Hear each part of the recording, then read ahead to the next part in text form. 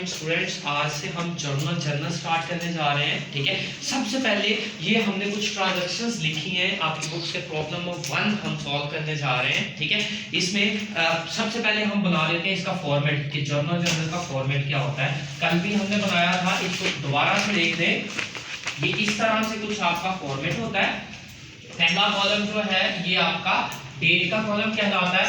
यहाँ पे आप डेट लिखते हैं, ठीक है, यूं इतनी जगह पे आप लाइन लगा देते हैं। यहाँ पे आप डिटेल या पर्टिकुलर्स इस तरह से कोई भी वर्ड लिखते हैं जिसमें हम एक्चुअली एक्सप्लेनेशन लिख रहे होते हैं। और ये आपका अमाउंट का एक कॉलम, और सेम यहाँ पे ये दूसरा कॉलम, और इसी के साथ छोटा सा कॉलम बनाते हैं जहां पे हम लेजर फोलियो का कॉलम बनाते हैं। यहाँ पे आपने लिखना है लेजर फोलियो।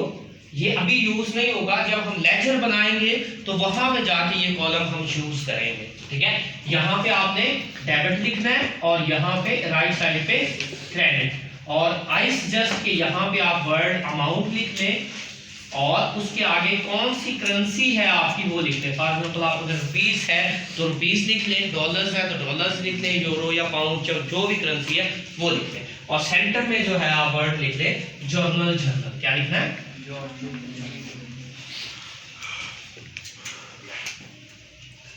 ठीक है बच्चे। अब बेटा सबसे पहले हमारे पास पहली ट्रांजैक्शन क्या है जो कि कब हुई है? 1 अगस्त 2005 को। क्या है? साथ है कोई चीज, उन्होंने बिजनेस स्टार्ट किया है विद कैश 5 लाख, 5 लाख से कैश के साथ उसने बिजनेस जो है वो स्टार्ट किया है 50 लाख। ठीक है, लास्ट टाइम भी बच्चे हमने कहा था कि ऑनर ने बिजनेस स्टार्ट किया है तो यहाँ पे दो चीजें हो रही है। नंबर 1 कैश जो है वो आ रहा है बिजनेस में, और दूसरी तरफ जो है वो ऑनर का कैपिटल लग रहा है। और अगर आपको रूल्स याद हो तो हमने कहा था यहाँ पे अगर हम लिख लें कि एसेट्स और एक्सपेंस जब भी इंक्रीज होंगे तो क्या होगा? जब भी इंक्रीज होंगे तो क्या होगा? डेबिट होगा। ठीक है, और अगर डिक्रीज होंगे तो ऑब्वियसली क्या होगा? क्रेडिट होगा। बाकी लायबिलिटीज, रेवेन्यू और कैपिटल तीनों बच्चे जब भी आपके पास इंक्रीज होंगे तो क्या होगा? क्रेडिट होगा, और अगर इनवर्सली डिक्रीज होंगे तो क्या होगा? डेबिट। ठीक है, तो बच्चे सबसे पहले यहाँ पे देखिए हमारे पास क्या है? कैश आ रहा है। कैश आपके पास क्या है? एसेट है। एसेट में क्या हो रहा है? इजाफा हो रहा है। एसेट में इजाफा होगा तो क्या करेंगे? डेबिट करेंगे। तो यहाँ पे इसको, यहाँ पे पहले डेट लिखे, क्या है? अगस्त 1। और ये क्या है? कैश आपके पास आ रहा है, यहाँ पे कैश अकाउंट। ठीक है, और यहाँ पे बच्चे जहां से तकरीबन ये खत्म हो रहा है वहां से दूसरा क्या हमारे पास? कैपिटल आ रहा है। कैपिटल मालिक, वो पैसे जो मालिक लगाता है उसको हम क्या बोलते हैं? कैपिटल बोलते हैं। कैपिटल में क्या हो रहा है? इजाफा हो रहा है। हमने कहा था कैपिटल में इजाफा होगा तो उसको क्या करेंगे? क्रेडिट करेंगे। तो यहाँ पे क्या आ जाएगा बच्चे? कैपिटल आ जाएगा। ठीक है, और आगे इसकी यूं करके अगर आप लिखना भी चाहें इसके सामने DR और इसके सामने CR तो आप लिख सकते हैं। आगे अमाउंट कितनी है बच्चे? 50,000। तो यहाँ पे क्या आ जाएगा? 50,000, और यहाँ पे भी 50,000। अंडरस्टैंड बच्चे?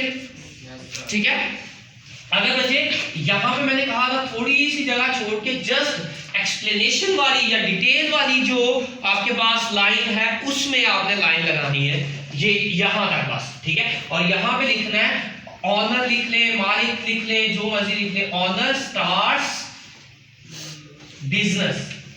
क्या है जी? ऑनर ने क्या किया? बिजनेस स्टार्ट किया। इसको हम क्या बोलते हैं बच्चे? नोरेशन बोलते हैं। ठीक है, ये लिखना हर ट्रांजैक्शन के नीचे लाजमी होता है। ठीक है, वो एक्सप्लेनेशन जो ट्रांजैक्शन के नीचे लिखी जाती है उसको हम क्या बोलते हैं? नोरेशन बोलते हैं। ठीक है, उसके बाद बच्चे 1 अगस्त के बाद नेक्स्ट ट्रांजैक्शन कब है? अगस्त 5। यहाँ पे आप क्या लिख देंगे? अगस्त 5। क्या बच्चे? Purchase goods for cash. हमने क्या खरीदा जी? चीजें खरीदी है। कितने की जी? 10,000 की। तो एक तरफ तो क्या है? कैश है, और दूसरी तरफ क्या आ रही है?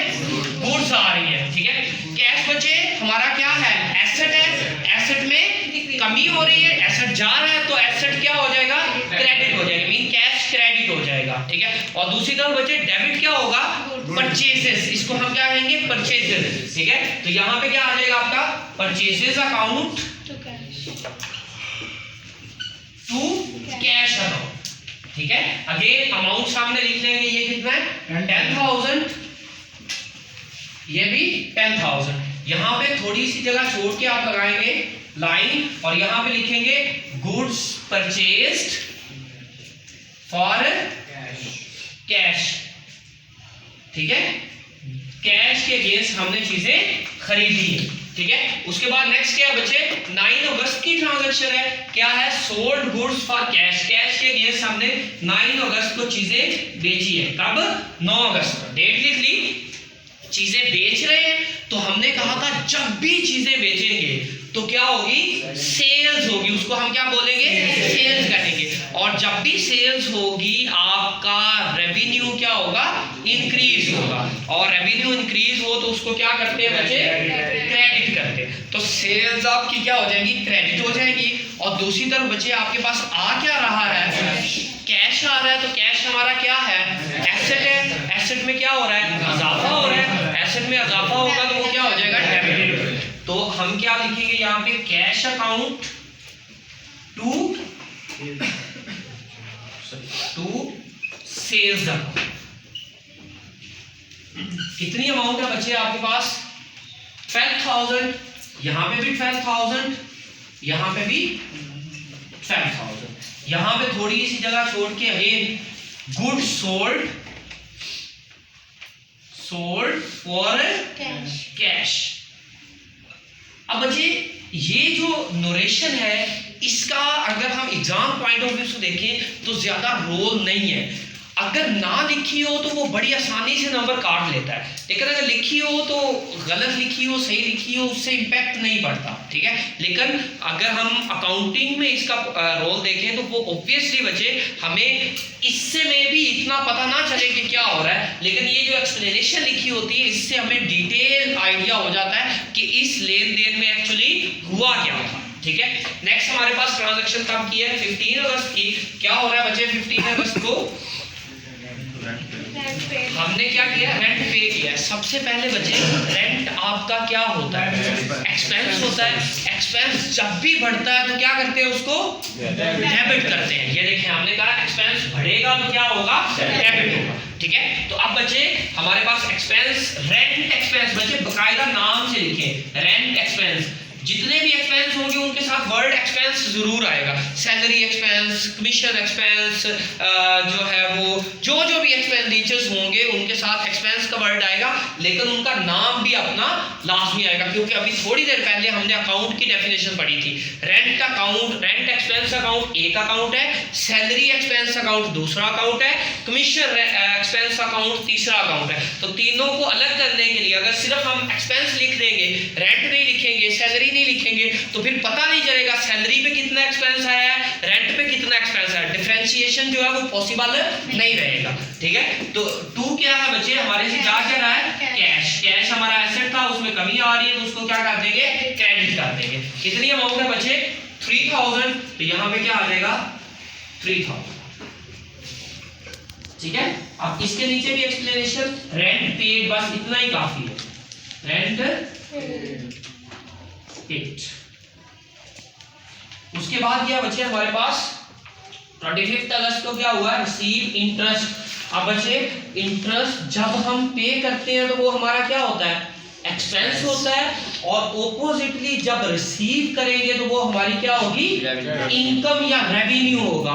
और रेवेन्यू जब बढ़ता है तो उसको क्या करते हैं, क्रेडिट करते हैं, शाबाश। और दूसरी तरफ यहाँ पे आ क्या रहा है हमारे पास, कैश आ रहा है। तो कैश हमारा क्या है, एसेट है। एसेट में इजाफा हो तो उसको क्या करते हैं, डेबिट करते हैं। तो बच्चे यहाँ पे क्या आ जाएगा, cash account to interest received. बच्चे यहाँ पे जैसे हमने इंटरेस्ट एक्सपेंस लिखना था, ये फॉर एग्जांपल यहाँ पे रेंट की जगह पे इंटरेस्ट होता तो उसको एक्सपेंस लिखना था, तो यहाँ पे क्या है, रिसीव्ड। ये हमारी इनकम है बच्चे, ठीक है। अकाउंट कितना है, वैल्यू बच्चे 1000। तो यहाँ पे भी 1000 और यहाँ पे भी 1000। नीचे फिर नोरेशन आ जाएगी बच्चे आपके, इंटरेस्ट रिसीव्ड, ठीक है बच्चे। यहां तक किसी को कंफ्यूजन, डेट लिख ले बेटा, आपके पास क्या है, अगस्त 25। ये आपका जर्नल जो है वो इस क्वेश्चन का कंप्लीट हो गया। Thank you very much.